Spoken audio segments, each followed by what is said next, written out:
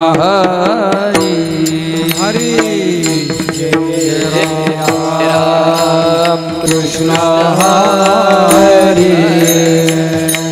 जय राम कृष्ण हरि हरि जय राम कृष्ण हरि जय राम कृष्ण हरि हरे जय राम कृष्ण हरि हरि जय राम कृष्ण हरि हरे जय राम कृष्ण हरि जय राम कृष्ण हरि जय राम कृष्ण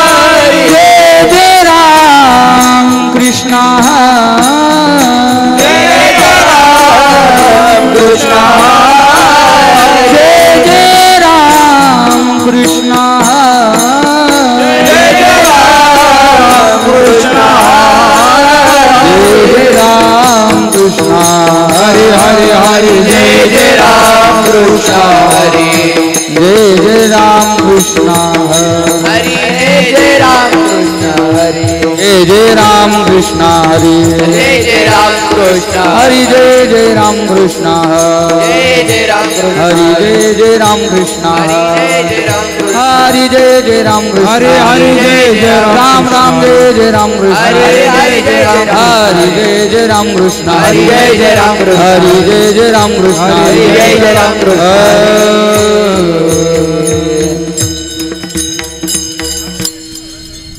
हरे राम सुंदर ते ध्यान उभे विटेवरी सुंदर ते ध्यान उभे विटेवरी कर कटेवरी ठेवुनिया कर कटेवरी ठेवुनिया सुंदर ते ध्यान उभे विटेवरी सुंदर ते ध्यान उभे विटेवरी कर कटेवरी ठेवुनिया कर कटेवरी ठेवुनिया तुळशी हार पासे पीतांबर तुळशी हार पासे पीतांबर तुळशी हार पासे पीतांबर तुळशी हार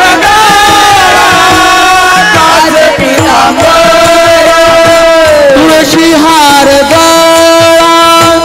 कासे पीतांबर तुळशी हार गळा कासे पीतांबर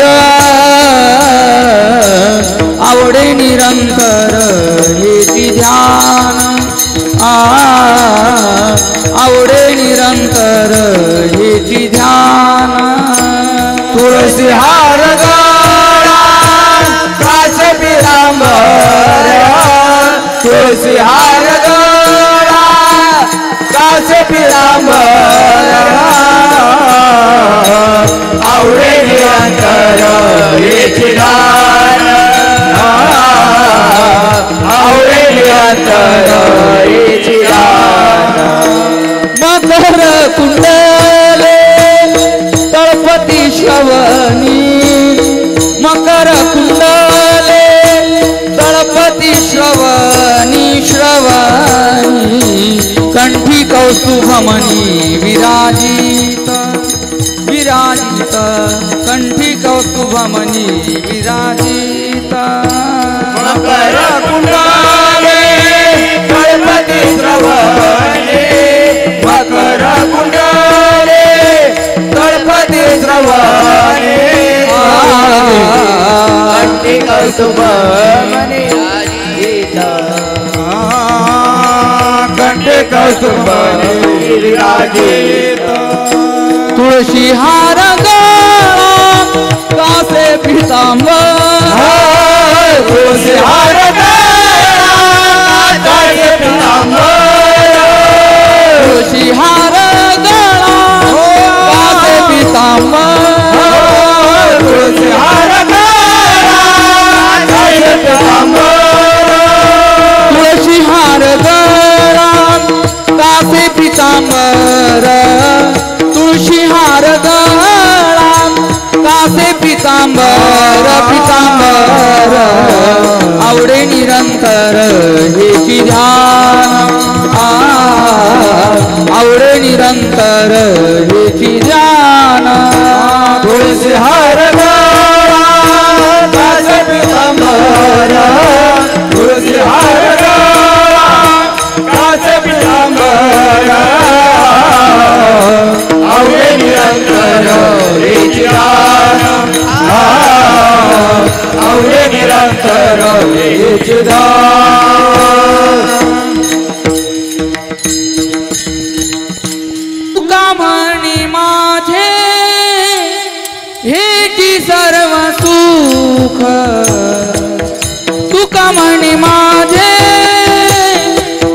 हेची सर्व सुख तुका म्हणे माझे हेची सर्व सुख तुका म्हणे माझे हेची सर्व सुख तुका म्हणी माझे हेची सर्व सुख तुका म्हणी माझे हेची सर्व सुख तुका म्हणे माझे हेची सर्व सुख तुका म्हणे माझे हेची सर्व सुख पाहिना श्रीमुख आवडीने पाहिना श्रीमुख आवडीने तुळशी हार गळा कासे पितांबर तुळशी हार गळा कासे पितांबर पाहिना मुख आवडीने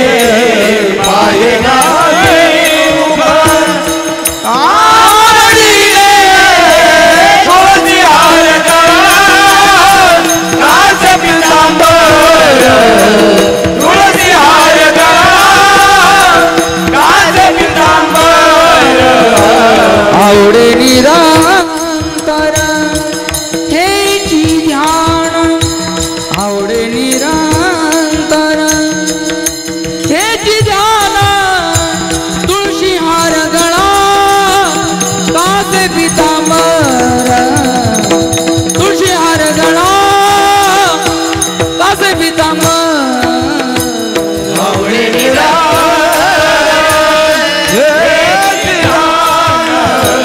आवडे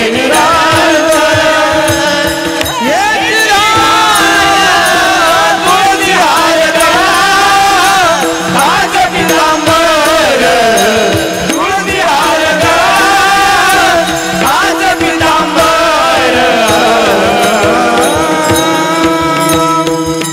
विढोबा रखुमाई विढोबा रखुमाई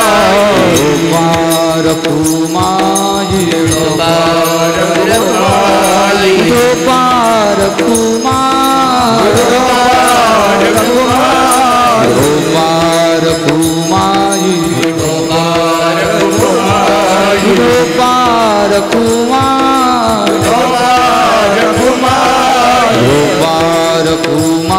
विढोबा रखुमाई